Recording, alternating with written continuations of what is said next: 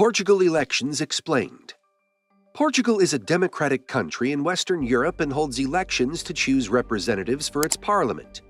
The Portuguese political system is a semi-presidential representative democratic republic, where the president of the republic acts as the head of state and the prime minister is the head of government. The parliamentary elections take place every 4 years to determine the composition of the Assembly of the Republic, the main legislative body in Portugal. The party that wins the most seats in the Assembly usually gets to form the government, with its leader becoming the prime minister. The Portuguese electorate votes for political parties rather than individual candidates, with each party presenting a list of candidates for voters to choose from. Once elected, members of parliament are responsible for drafting and passing laws, as well as overseeing the government's activities.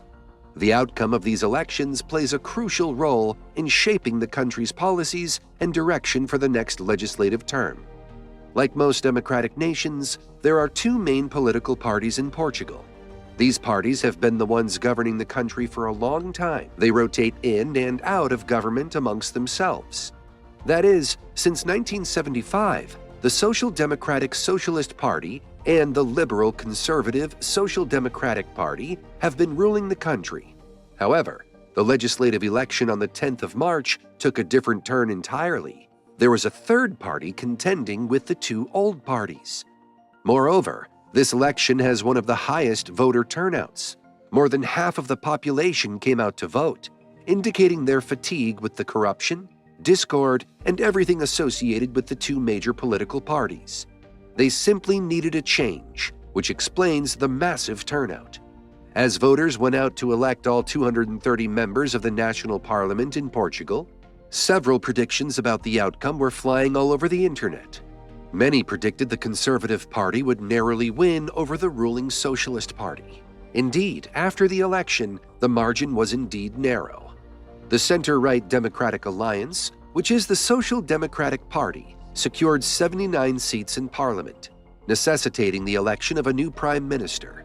Meanwhile, the center-left Socialist Party attained 77 seats.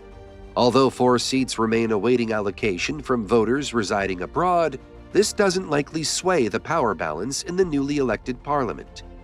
The Conservative Party cannot claim victory just yet, as the margin is narrow and there are still seats up for grabs. Meanwhile, another party is gaining momentum, securing 48 seats in the elections. This party is none other than Chega, led by Andre Ventura. Chega is a new party formed about 5 years ago, and it's amazing to see it emerge and want to compete with the two main political parties in the country. However, this wouldn't be surprising considering the ruling party's notable shortcomings. Chega is currently celebrating and expressing happiness over the election results. Despite not holding a majority of seats in parliament, they feel positive about their future in Portuguese politics. While their leader may not become the next prime minister, they are satisfied with their progress. You may not understand the reason for the jubilation. To properly grasp what happened in Portugal's last elections, we must dive a little into history and see what has been happening over time. A disagreement with the ruling coalition of progressive parties in 2021 resulted in the inability to pass a new budget for the following year. Consequently, the president of Portugal decided to hold general elections in January 2022. At first, during the pre-election polls, it was difficult to predict a clear win for either of the long-standing major parties. Surprisingly, the Socialist Party led by Antonio Costa achieved an absolute majority, breaking the trend of alternating power between the parties and enabling independent governance. Corruption has been an enduring issue in Portugal, casting a shadow over both major political parties with accusations of graft and cronyism. Yet, nothing changed for decades. In November, a new corruption scandal surfaced, further fueling the discontent of Portuguese citizens. The Public Prosecutor's Office conducted searches at various locations, including the residence of the then Prime Minister. At that time, the ruling Socialist Party had been in power for approximately 8 years, with its leader, Antonio Costa, enjoying an ideal scenario, holding an absolute majority in the National Assembly. Prosecutors were probing potential corruption related to government-appointed energy projects, leading to the arrest of the Prime Minister's chief of staff during the searches. Additionally, investigators discovered around 75,000 euros, approximately $82,000, concealed among books on the chief of staff's bookshelves. This finding triggered an investigation into the government cabinet of Prime Minister Antonio Costa within the Socialist Party. According to a newspaper reporter, Antonio Costa's name emerged in phone calls recorded during the investigation. Consequently, Costa resigned on November 7, 2023. At that juncture, the President of the Republic could have attempted to sustain the Socialist Party's mandate by appointing an interim Prime Minister. However, Marcelo Rebelo de Sousa opted for early general elections.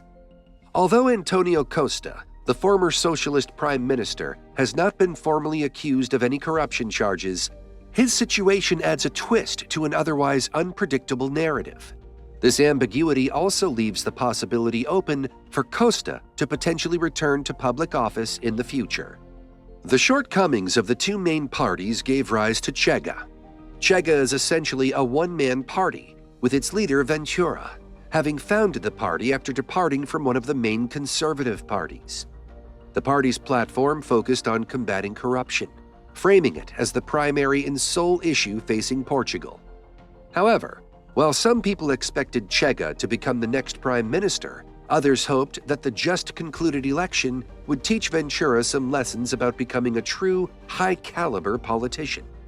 Yet, the election results have proven otherwise. Ventura understands the game of politics very well.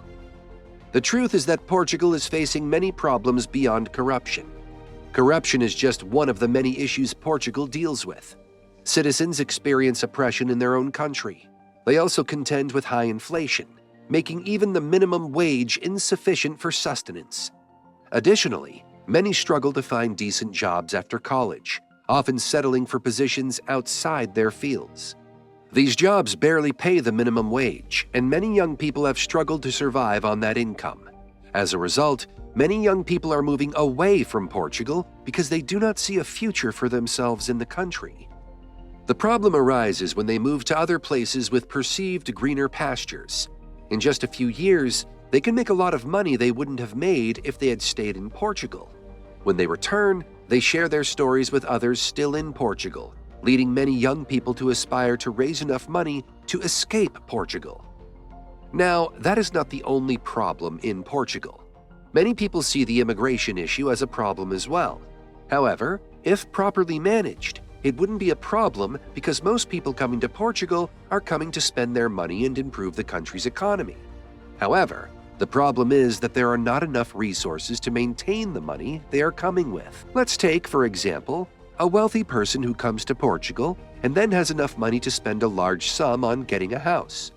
The house owners prefer those kinds of people to their regular citizens of the country who would rent the house for lesser amounts. That is the housing problem in Portugal. Renting a house is a problem because getting a place affordable for most citizens is now difficult. Also, there are no new buildings in the country to accommodate the number of people coming into the country yearly. Also, most house owners now inflate rent because of the immigrants coming into Portugal. This affects not only housing, but also the cost of living in Portugal, especially in big cities like Porto and Lisbon, among others. Getting necessities and many important items now costs a lot, an amount that the average citizen earning minimum wage would find difficult to afford. Moreover, about 42% of the citizens depend on the government, which slows the country's economic growth and development. In most developed countries today, citizens and the government are responsible for creating jobs, building infrastructure, and ensuring economic growth. In addition to that, many citizens are frustrated by the taxes that prevent them from starting businesses or inventing anything. The average entrepreneur in Portugal cannot afford the taxes, which frustrates them and hampers their ability to continue their business endeavors. Moreover, it's not just the taxes. The bureaucratic processes in the country are also time-wasting. The difficulty in registering a business, obtaining licenses, and acquiring all the necessary documents to begin work is enough to discourage anyone who wants to venture into entrepreneurship and build something for themselves. As a result of these challenges, many young people abandon their dreams and settle for minimum wage jobs while they save up money to move away from the country. Lisbon is one of the most expensive cities in Europe for renting accommodations. The average monthly salary, pre-tax, hovers around €1,500, approximately $1,600, scarcely enough to afford a one-bedroom apartment in the capital. Housing prices are forcing the middle class out of urban centers, confronting them with a challenging new reality. Additionally, concerns loom over what some perceive as an impending crisis in Portugal's universally accessible education and healthcare systems, long regarded as societal cornerstones. Against this backdrop, Chega is striving to disrupt the entrenched two-party system. While the party did not stand a real chance of winning the recent elections, its electoral performance was striking. 2 years ago, Chega secured its best-ever result with 12 parliamentary seats. However, this past election, the party stunned observers by claiming 48 seats in the national parliament. Consequently, the far right now holds considerable leverage for potential coalition governance alongside the traditional conservatives. Yet this prospect hinges on a potential shift in stance from the conservatives. AD's leader, Luis Montenegro, articulated his position before the election and has reaffirmed it since he adamantly refuses to form a government with Chega.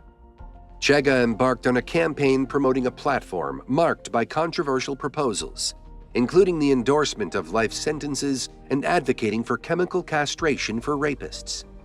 Its rhetoric encompassed anti-immigrant and anti-LGBTQ sentiments, while championing Portuguese Catholic traditions and evoking nostalgia for Portugal's past dictatorship. However, its primary focus centered on combating corruption. Like other far-right parties across Europe, Chega asserted that it would dismantle corruption and challenge the status quo in politics. The election has been done, but the situation in Portugal is still uncertain. Montenegro can certainly assume the office of Prime Minister, irrespective of Chega's support or lack thereof. However, they might find it difficult to get approval for the national budget without support from other parties, which could lead to new elections similar to what happened in 2021. Still, everyone is hoping that Chega will someday win and make the right decision and ensure that corruption and every other problem confronting Portugal right now are defeated through proper governance. What are your thoughts on Portugal's recent political shift? Do you think it will lead to meaningful change? Let us know in the comments, and I'll see you in the next video. Ciao!